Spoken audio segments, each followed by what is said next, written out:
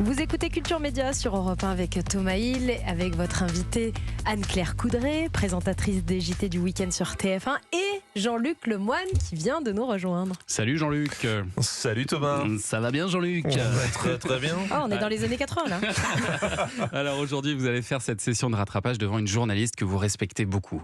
Exactement, Anne-Claire Coudray. La seule femme en France à n'avoir aucun week-end de libre, mais des semaines entières où elle peut organiser des dîners avec des amis qui partent à 22h parce que eux, ils bossent le lendemain.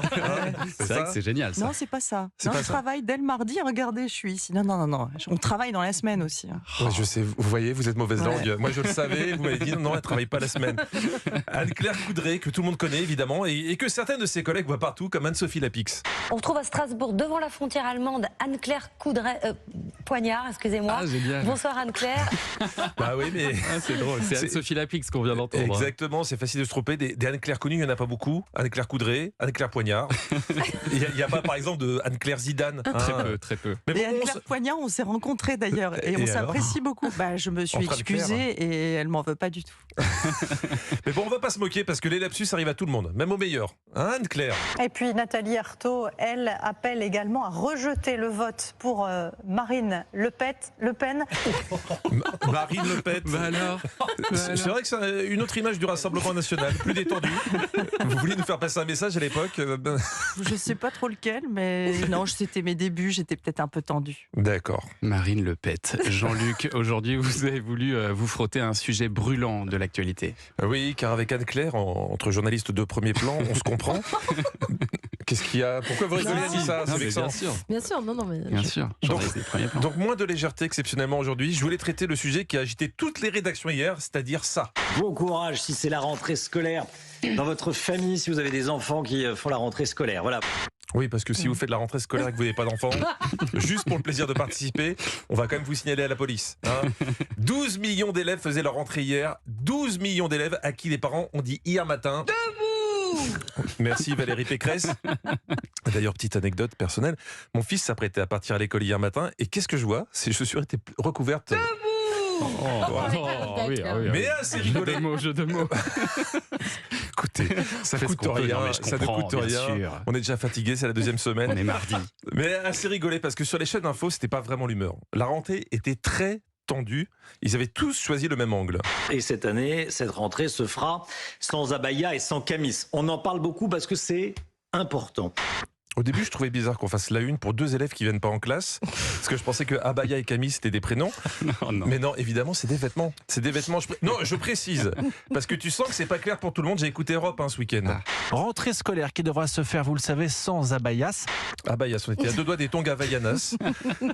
mais ça, c'est rien par rapport à la suite. Rentrée scolaire qui devra se faire, vous le savez, sans abayas. Ces robes, portées dans les pays arabes. Alors, vous me connaissez, je suis quelqu'un de sérieux. J'ai quand même vérifié. Il n'y a aucun pays où ils portent des obes dans l'espace public. Même Ça pour se se fait très peu, détendre. ouais. Même si on est d'accord, ça pourrait se manipuler comme une balle anti-stress. Hein. C'était le week-end des lapsus. Elisabeth Borne, je ne sais pas à quoi elle pensait hier à Saint-Germain-sur-Île, en Bretagne. On a aussi un enjeu important de rendre l'école plus accueillante. Les coilles, à une lettre près, on n'est pas passé loin de l'accident. Alors, je ne sais pas si vous aimiez l'école autour de cette table. Bien sûr, vas-y, Non, Annie, ça ne répondait pas, pas on tant se que doute. on est au courant. En tout cas, il y a des enfants qui souffrent réellement de phobie scolaire. Vous connaissez la phobie scolaire? Bah oui. Oui. Enfin, c'est comme ça qu'on disait. Mais le terme était trop anxiogène. Avant, on l'appelait phobie scolaire. Alors, il y a une mode, c'est de changer les noms qui fonctionnent.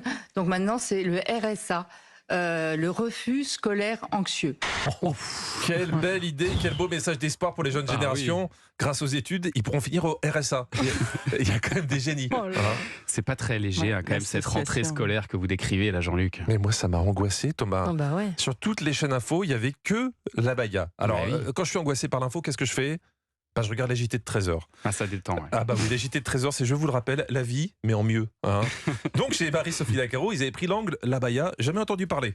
Nous avons repéré, nous, une école particulière. Elle est toute ronde. Qu'est-ce que cela change? Oui, qu'est-ce que cela change? Ah, c'est un autre angle, ouais. Et surtout, est-ce que ça méritait d'envoyer toute une équipe de reportage dans le Doubs pour filmer une école ronde? Mais oui. Oui, on est d'accord. Parce qu'après, il faut justifier les frais kilométriques auprès de la compta. Alors tu meubles. À l'intérieur, les lustres sont ronds. Les enfants dessinent dans des ronds. Rien n'est laissé au hasard. Rien n'est laissé au hasard, sauf l'intérêt du reportage. Hein, moi, Les ça m'a- profs sont ronds également. Exactement. Mais de la rondeur, c'est quand même ce qu'on peut espérer de mieux dans la vie, non? Bah, bien Exactement, sûr, vous mais défendez De la bien. douceur. Faisons des C'est JT vrai. ronds. Vous avez tout à fait raison. Ah, on essaye. Hein. Moi, ça m'a vidé l'esprit. En 3 minutes, ils ont réussi à me faire oublier la rentrée de l'abaya. Et au JT de France 2, pareil. Hein. Rien d'anxiogène, que des images rassurantes d'enfants angoissés par leur premier jour au CP. On appelle Sarah. À l'appel, chacun rejoint son enseignant.